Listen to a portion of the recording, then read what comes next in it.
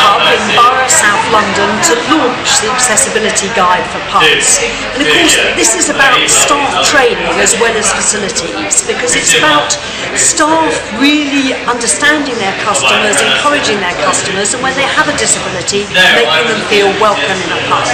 So we're launching a guide. We've worked with Tourism for All.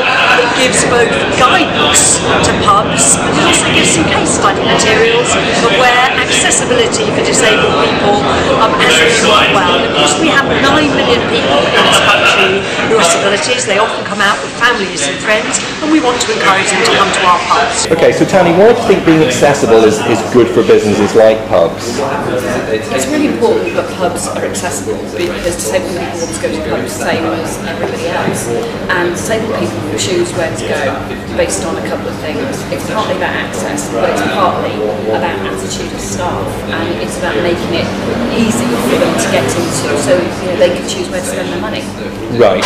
And how important do you think it is to have information available on what the access features are on an individual premises? Disabled people make decisions every single day about access and about how they want to move around, travel, or buy goods and services. And most of the time, it's not about physical access being perfect. It's about people having information so they can make a choice. So people might choose to come to a pub that's got a step, or maybe has a light bar. But it's really important that disabled people themselves know about the place they're going, so they can make a decision where to go. Right. Pubs are mostly small family-run businesses, and modifying premises, especially in historic buildings, can be a bit expensive. What do you say to that in terms of what pubs should be doing? It can be really expensive to make adaptation, especially where buildings are very old or perhaps listed. And really, a lot of the adaptations that are needed can be very cheap. So it might be having a portable ramp, or just moving the tables around in a different way. The most important thing is about the attitude of the people who own and run the pubs. It's about them being welcoming. If they see somebody outside in a wheelchair and there's a big step, just go out and offer them a hand. Actually, most disabled people who live in the UK are used to challenges with access because it's a really old country. But the most important thing is to be welcoming, because if disabled people find places that they like going, they'll go back there again and again. They're very loyal. Right. And what would you say was your top tip for a pub to implement to make themselves more accessible? The top tip for a pub, which would be absolutely amazing, is to have an accessible loo if at all possible. It doesn't have to have kind of hoists and all sorts of glamorous things. It just kind of needs to be something that's really simple. That makes a huge difference about where disabled people go and spend their money. The second thing would just be welcoming, just be helpful, just be friendly, and welcome disabled people in. Great. And what do you think of the new BBPA guidance? Do you think it will help pubs? BBPA guidance is really important, because a lot of the time people don't know what to do to make themselves accessible. They think it probably has to be lifts and ramps and lots of very complicated things. But actually, it's quite simple. It's about treating disabled people the same as everyone else.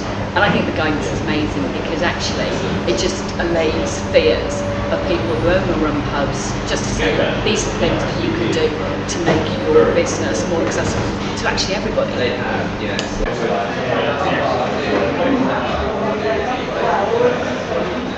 Anyway, I'm just I think being accessible is good for businesses like pubs. Yes, being good for accessibility, there's about 1 in 4 of the population that have some kind of health condition or an access need, and making improvements to access really is good for everyone. So you have parents with pushchairs, you have maybe people with broken limbs, older people, everyone benefits across the piece. Right, and how important do you think having good information is for people with access needs when they visit premises like pubs? Yeah, we know from research with disabled people that information really is key. If they're looking to find a pub for a nice meal and it doesn't have any information on their accessibility, then they're much less likely to risk having a bad experience going to that pub, and more likely to find a pub that has good information and take their business there. Right. Now, for small businesses like pubs, making physical changes to what are often historic buildings can be an expensive business. What would you say to pubs that were concerned that it might be too expensive to go down that road? Yes, well, I think it's important to say it's not all about widening doors and making big physical changes. There's lots of small changes that pubs can make. Maybe if they just have one small step to their front door, their front entrance, something like a portable ramp could be a low-cost alternative to having a physical ramp fitted.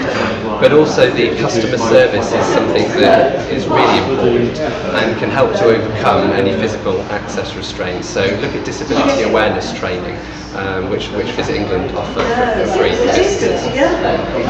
Right, and what would you say would be your top tip for making premises like pubs more accessible? It goes back to information. My top tip would be for pubs to produce an access statement, and that's a written description of their accessibility. And you can put that on their website, and it's a marketing document really, so that everyone understands all of your facilities and services, how accessible they are, and there's no uncertainties. And finally, what do you think of the new BBPA guidance, and do you think it will help pubs to become more accessible? I think the new guide is an excellent first step in giving pubs the ideas that they need to make improvements to their accessibility, and also it puts the figures of the business case in there. So £2 billion is spent by disabled visitors in the guide each year, so there's a strong business case that's laid out in the guide.